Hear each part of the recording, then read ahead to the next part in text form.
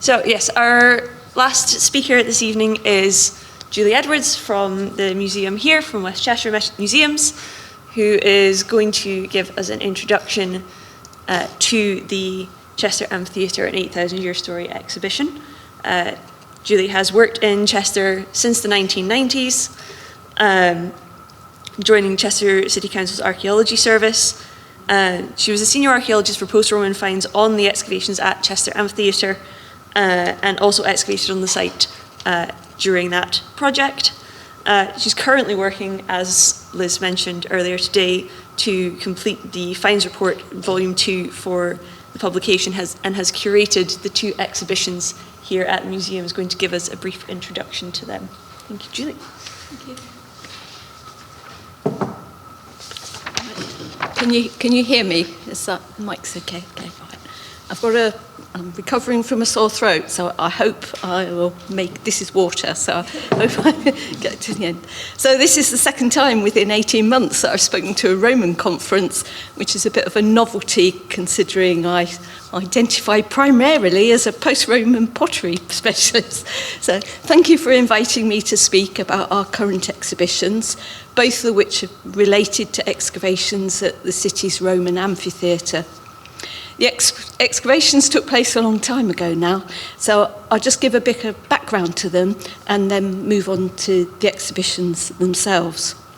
So Chester Amphitheatre, an 8,000-year story, focuses on the archaeology of the site on which the Romans built their amphitheatres, as investigated during the 2004 to 2006 excavations directed by Tony Wilmot for English Heritage and Dan Garner for Chester City Council's Archaeology Service, known as Chester Archaeology. The excavations took place before the restructure of English Heritage and the creation of Historic England and the local government organisation of 2009 that led to the creation of Cheshire West and Chester Council. The project has been jointly funded by the 2 organisations and their successor organisations. It was an English Heritage Beacon project and one of the largest excavations in Chester in recent times. I hope I've got this right. The amphitheatre.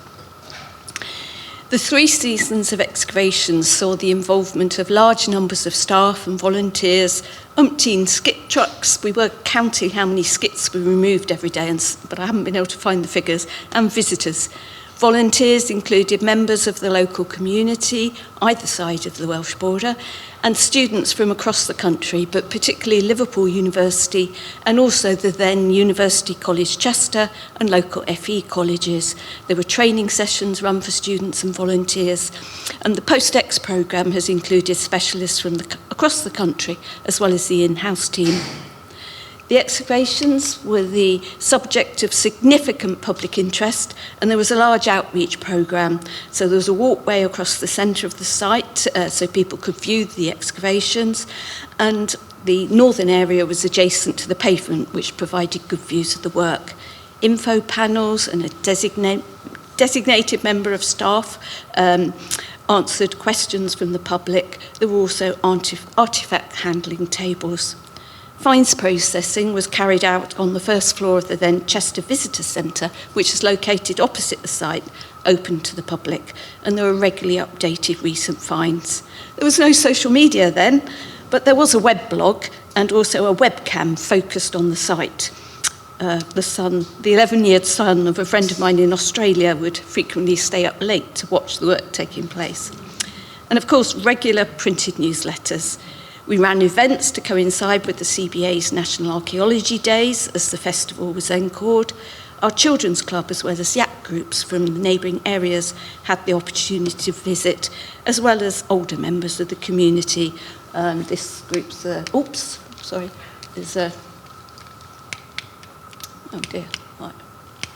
right, so we had an RNIB group up here. We also ran an experience or team building away day for staff, the local Marks and Spencers. So, the amphitheatre is such a significant Roman site in Chester that it's easy to forget that the Romans only occupied it, that patch of land, for a relatively short period of time. Prior to 1929, Chester's amphitheatre had disappeared from view, and its location was unknown. Sorry, I'll go back. But retrospectively, and in common with London's amphitheatre, it had been hiding in plain sight, not as open space, but as outlined by a curve in the road, leading then to one of the gates in the medieval city walls. And you can see, this is just for anyone who's not familiar with the amphitheatre. So we've got round here, so this is the site of the amphitheatre, and the Church of St John the Baptist. Main road again, you can see it on this map. And this was the site in the middle of the 20th century. So we've got this road here, these gates here, the wall here corresponds to the wall here. From the 1929 discovery, there was some building work going on behind to the south of what is now known as the amphitheatre, up until evaluation trenching in 2001 to 2003, up until but not including evaluation by Keith Matthews of Chester Archaeology. The focus of work at the amphitheatre had been to excavate and reveal its structure, and anything later or earlier was incidental. Building on the work of the previous excavators, that is most significantly Hugh Thompson in the 1960s and early 70s, but also Professors Newstead and Droop in the 1930s, and Keith Matthews, plus the questions their findings had raised, the Chester Amphitheatre project was created in 2003 to examine the history of the site of the Roman amphitheatre and its surroundings from prehistory to the then present, and to use those discoveries to inform the preservation and presentation of the site. 3 areas were targeted. Area A in the north, which was the focus of Thompson's excavations, and where Keith had noticed undisturbed archaeology remained, and then previously unexcavated areas in the south and over the centre of the arena. The project resolved the key questions of how many amphitheatres had occupied the site and the materials of which they were built. And earlier there had been a debate over whether there had been a timber amphitheatre preceding all the stone ones. The excavations found a stone amphitheatre with a timber seating bank, which was modified before then a rebuild in stone. Moreover, the earliest and largest amount of evidence for prehistoric Chester was also discovered, and the trench over the centre of the arena produced evidence of early medieval occupation, as well as the significant Roman tethering stone. In addition to these structural and stratigraphic results, huge quantities of artefacts and ecofacts were recovered. There had been intensive activity on the site for almost 2,000 years before the excavation started, which resulted in large amounts of soil movement to and within the site, particularly during the construction of the first amphitheatre. And as a consequence, residuality was high and the artefacts were often highly fragmented, and generally those surviving intact are very small. Environmental sieving also increased the quantity of tiny fragments of artefacts, but of course also finds recovery, as well as producing a variety of significant environmental evidence. My brief for the exhibition included 7 A1 panels, each with a limit of 200 words. That's the limit most people can take in. There are 8, and some have nearer 220 words, but more or less kept to that. So designing the exhibition was a challenge: what to put in and what to leave out, which stories should one focus on, which people, which activities. The actual archaeological project is a story in itself. The whole organisation and the staff, the logistical problems of moving huge quantities of soil in a city centre site, the outreach programme to make the project accessible to everyone, and a huge environmental sampling project which involved on-site sieving and flotation equipment.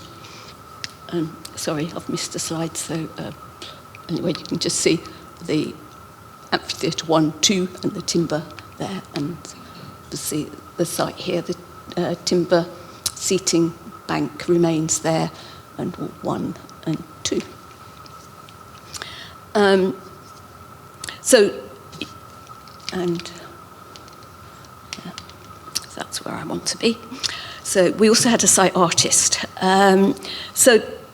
There was a huge environmental sampling project, and this produced botanical, insect and small mammal remains, and one of the largest assemblages of Roman period fish bones in Britain, and also produced information on the environment, developments in farming and food consumption. But the environmental archaeology and its results could easily fill the whole of Gallery 1, and I'm afraid it hardly gets a look in. Chester's Roman heritage is understandably very important to the city, its residents and its visitors, but this often dominates people's perceptions. People talk of Chester as a Roman city, and its complete circuit of walls are frequently described as the Roman walls. There are impressive sections of Roman wall, but most of the existing circuit is medieval and post-medieval. During one of my digging stints, I had worked on part of the Iron Age cord rig, sat next to sections of Amphitheatre wall towering above me, and I'd been fascinated to read Barry Bishop's published lithic report. I therefore felt it was important to convey the idea of a multi-period site. Chester's interesting past is not just Roman.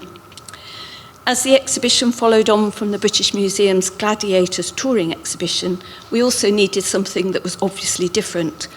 Plus, I, along with freelance specialists Keita Mould and David Higgins, have been writing reports on the huge numbers of post-Roman artefacts, and there is a remarkable post-Roman faunal assemblage.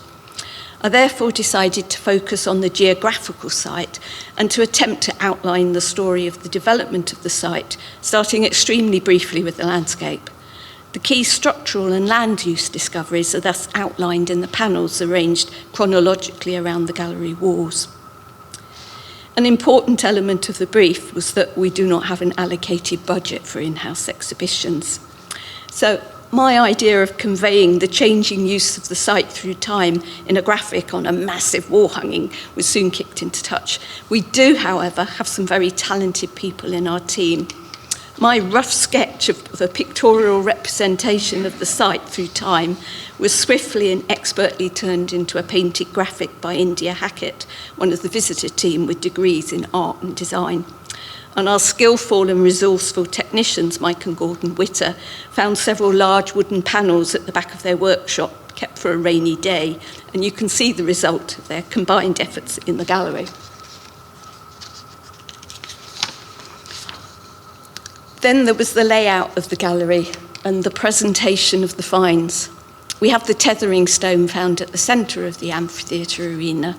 Wouldn't it would be a good place in the centre of the room, and surrounding it have some sort of representation of the amphitheatre containing the Roman artefacts, and then have finds from other periods radiating out around the room. Building a mini amphitheatre from scratch seemed a bit complicated, and whilst Gallery 1 is large, it's not that large. Liz Montgomery reminded me that an exhibition of hers had included a curving wall. Mike and Gordon again went to the back of the workshop and produced and then repainted several sections of curving wall. So the artefacts from the amphitheatre and Roman Chester are in the centre of the exhibition, which is their rightful place, as without the amphitheatre there would not have been an excavation.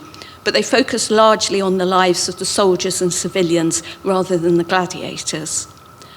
I've tried to include some artefacts that give information on individuals and their activities on or near the site. So that's items of dress, jewellery, weaponry and household objects. And those objects that have been inscribed with names and provide a clear link with individuals, even though we don't know precisely who they were. Ranged around the walls in an incomplete and not very wheel-shaped wheel are the earlier and later finds in chronological order. Again, these largely focus on personal possessions and the items people use for eating, drinking and storing foodstuff. Some underlying themes can be picked out that run across all periods on the site, and when artefacts are present related to those themes, I've tried to include them. Religion and beliefs are one. Martin Henig's published report on the intaglios highlights the symbolism of the images related to the beliefs of their owners and the reminders of the culture and surroundings of their homeland in Rome. A tiny medieval stud, which is here, blown up, with the seal of Solomon decorating its head was found in a medieval pit. In the 14th century, the symbol was thought to ward off evil, and it's displayed alongside the hand from the corpus of a crucifix, which is medieval. A medieval seal matrix displays powerful Christian symbolism, as well as the name of its owner. Evidence of ownership can also be seen on graffiti and inscriptions on a small number of Roman objects, such as this luggage tag, and then several pieces of Samian vessels with graffiti. Great games and recreation also crop up across the periods. There's a buzzbone amongst the late Saxon finds and a lead whirligig or buzz disc from the post-medieval period. Gaming counters and dice occur particularly in the Roman and post-medieval periods, and a collection of blue and white glass counters were found together in an amphitheatre seating bank deposit. Perhaps people were playing games between gladiatorial bouts. So I hope these enable visitors in some way to connect with the people frequenting the area in the past. Obviously, we always want to display the best preserved artefacts. That is, those that look nice and can be understood the most easily. But I wanted to try and bring in archaeological processes and acknowledge the large amount of unseen work that is undertaken, particularly as regards the difficulties of identifying and working with lots of incomplete and corroded finds. I wanted to highlight some of the investigative work of conservators. Carla Graham of Historic England is the principal conservator for the project, and a lot of the metal artefacts on display are there because of her work. On the basis of appearance, this object is, well, I think we all thought it was particularly gross, really, and certainly not worthy of display. But it demonstrates the importance of X-radiography and illustration in interpretation. What it once was had been baffling me until I saw the X-ray, which provided the basis for an illustration that presents far more detail that can be seen on the object. It's a syringe, and you can see, well, it's a bit hard to see in this copy of the X-ray, but you can just about see the needle here that's fallen inside the barrel. Once we'd established what it was, Carla cleaned it up as best as possible and stuck the pieces together. So it's an example of how conservators, find specialists and illustrators can work together to interpret an object. It is also on display because, like a number of objects on the site, it's quite an unusual find. There are syringes on the Merry Rose and fragments from London. Otherwise, they're very few and far between. So this is probably 16th or early 17th century. A number of objects are displayed in their bags and crystal boxes. I remembered seeing the Staffordshire Hoard exhibition at Birmingham Museum, where many objects were likewise displayed. And this solved the problem of how to display tiny chain links from armour without losing their X-ray references. Some of the links are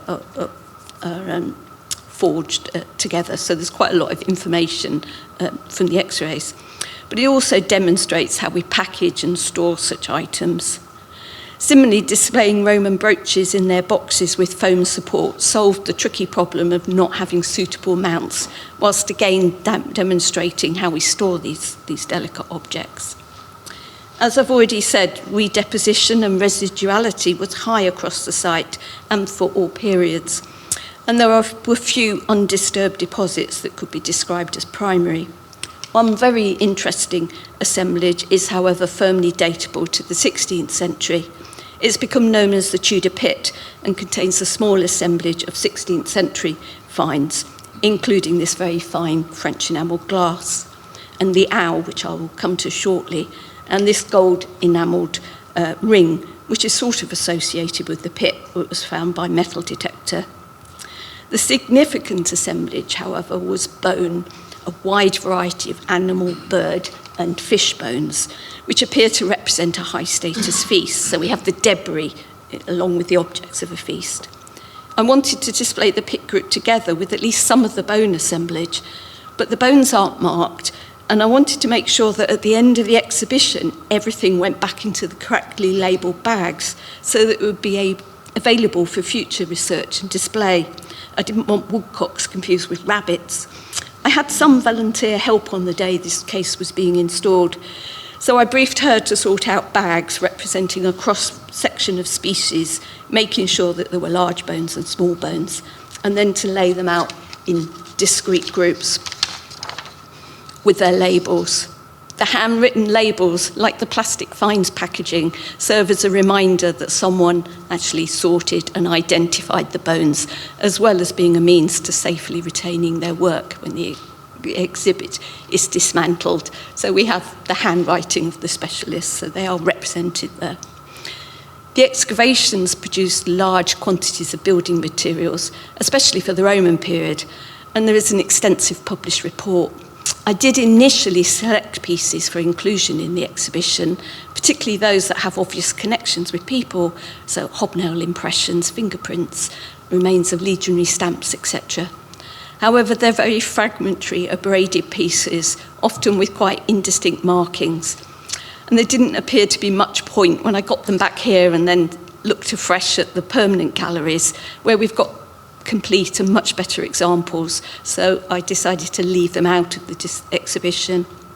Aside from an arena coping stone, the only building-related artefact is totally unrelated to the amphitheatre itself, fragments of domed window pane from a Roman bathhouse, probably rubbish amongst soils brought onto the site during the construction of the seating bank. Again, a rare find from the city. We've got quite a nice collection of Roman glass from the site, so the reason for including it was with the other glass items. So we had lots of objects, but what do we put them in? We're rarely able to specifically construct cases for exhibitions. The tethering stone is an exception, so it was a matter of using what was available. Fortunately, considering the amount of objects, the Grosvenor Museum has gathered together a number of cases over the years, and Liz has kept an eye on various museum upcycling schemes across the country, where museums offer unwanted items to anyone who can collect. Cases not only display but also protect their contents.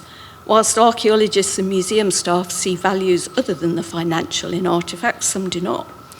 Requirements to protect collections have been heightened, both by the activities of people seeking publicity for different causes and the high-profile thefts in recent months. Due to the high insurance value of the exhibits in the Gladiators exhibition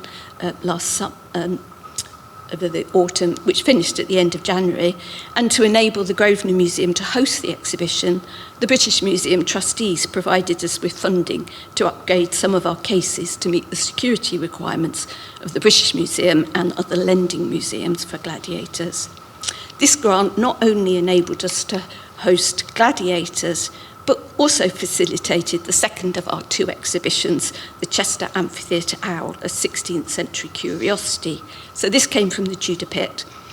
If the tethering stone can be said to be the iconic Roman find for the excavations, then the owl cup is that of the post-Roman period.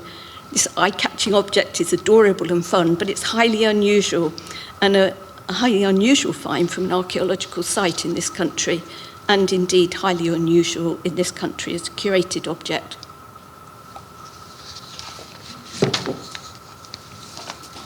I therefore felt the owl should have its own small exhibition where its origins and potential roles could be explored more fully than amongst the myriad of finds in Gallery 1. The tethering stone, after all, had a starring role in the Gladiators exhibition, and prior to that had gone to Colchester Museum for their Gladiators exhibition. The owls are linked to a fashion in 16th century Germany and the Low Countries for owl cups, and to early tin glazeware production in Germany and Switzerland, and to the 16th century enthusiasm for highly decorative novelty objects amongst the wealthy.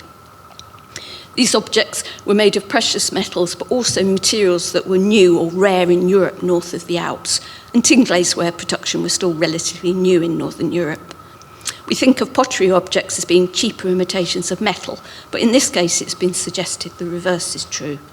I wanted to display the owl in its 16th century context, and preferably with some of its continental parallels.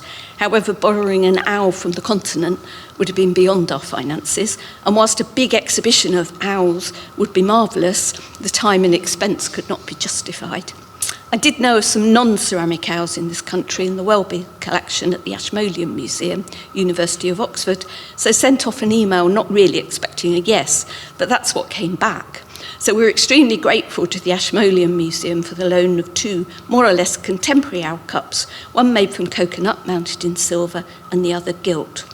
Of course, borrowing any object from other institutions requires assuring them that we can look after their objects once they're here. So that is where our BM-funded upgraded cases come in, plus the Grosvenor Museum Society, who generously covered the transport costs. In addition to the 16th century owls, we've included owls from our natural history collection and some more recent owls to illustrate their continuing fascination amongst humans.